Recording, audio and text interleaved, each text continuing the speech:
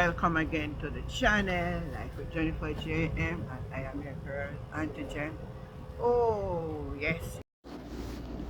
My viewers, my friend, and my subscriber, I said the talk, just one mark G, one mark golden, sit down upon them. Yes, what a budget every turn a turn, trust me. The labor right then get quiet too, you know, people. My viewers, my friend, and my subscriber, then get quiet. Then get quiet. Me see one Daryl Valzin come the one Daryl Valzin come out and come go and like say, you want to come this about what Mark you say about energy. But anyway, when I watch a budget presentation, you know, so when you watch everything, but sometimes when you take it out bits by bits, you get more understanding from it. And for this special part where Mark Golden put out here, so it's food for thought. And everybody should have looked to it. Where the GLP do, future income where country forget. They sell it out and I use it. And I take it to all kind of stuff. Take a listen to this. Take a listen to what Mark Golden is saying. Year now ending, 2024-25, was funded by over 70 billion of non-tax revenues, which came from the sale of 12 years of future income.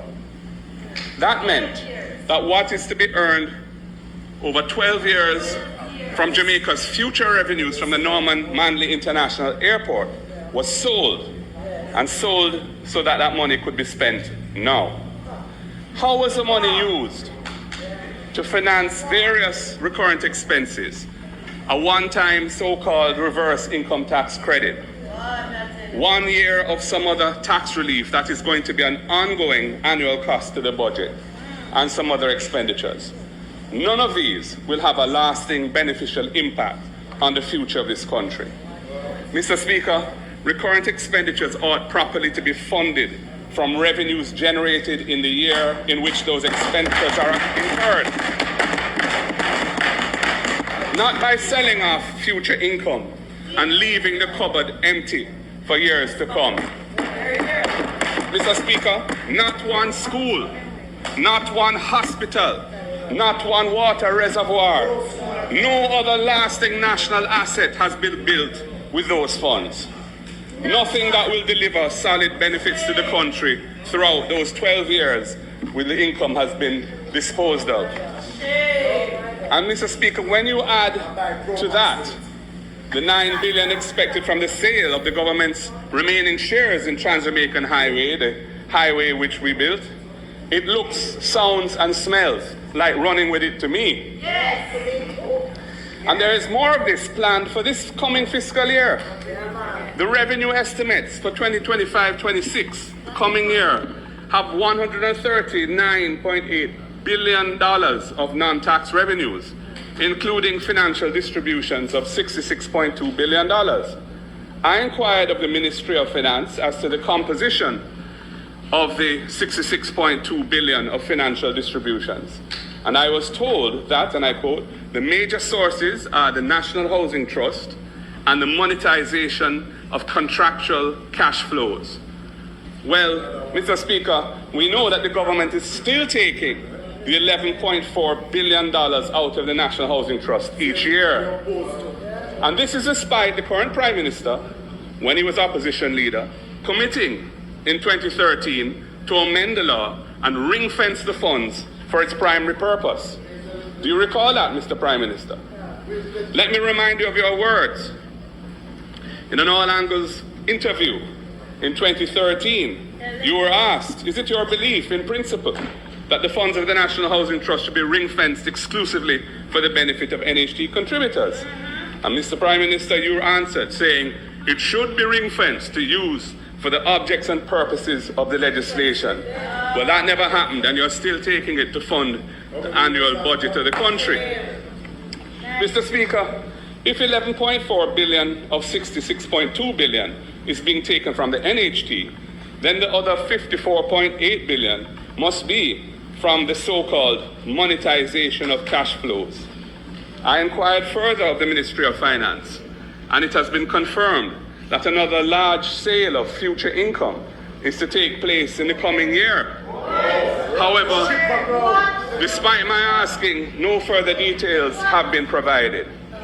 Clearly, Mr. Speaker, this will be another run-with-it transaction, selling off future revenues to fund expenditures for this year's budget.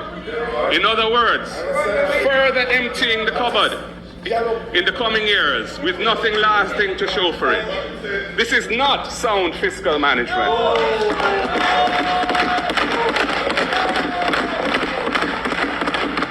To the contrary, it is playing fast and loose with the future of the country. I say Andrew. When I watch a clip and I say, oh, Andrew face stay. Andrew so uncomfortable, people. Andrew is so uncomfortable when Mark point out this and that. These are the things that they do and the people they don't understand it, you know. The people they don't understand it. Oh my God. The Norman Manley Airport. The income for the next 12 years, they already take off everything by boy, oh boy, hey. We have to get rid of them, you know, people. They have to go. Because we soon have nothing left. I don't say what going. We soon have nothing left. So all them back, then tax and they say them are giving on the light, their surplus money, you know, is all using up the money to get vote. And at the end of the day, I put the compromise with future. I don't have to go down. I don't have to go down. Trust me, so I don't have to go down. JLP, I don't have to go down. My viewers, my friend and my subscriber, if you don't agree with me, if you type in the comment, then I have to go down, man. Look what the man then did there, do. We say, Andrew did a cool, hey, it's sweet, me, say, man. Andrew a cool job. Hey, Andrew uneasy, so till if he could just get up and come out. All tough than him, casting here over upon Mark Golden. Shame I kill them. Shame I kill them to hear the truth come out right before them face. Anyway, my people, like, share, and subscribe to the channel, Life with Jennifer JM. Leave a comment and the conversation continue. And I'm your girl, Auntie Jen, and catch you the next time. Bye. I committed to conferring the Order of National Hero on the Honorable Robert Nesta Bob Marley.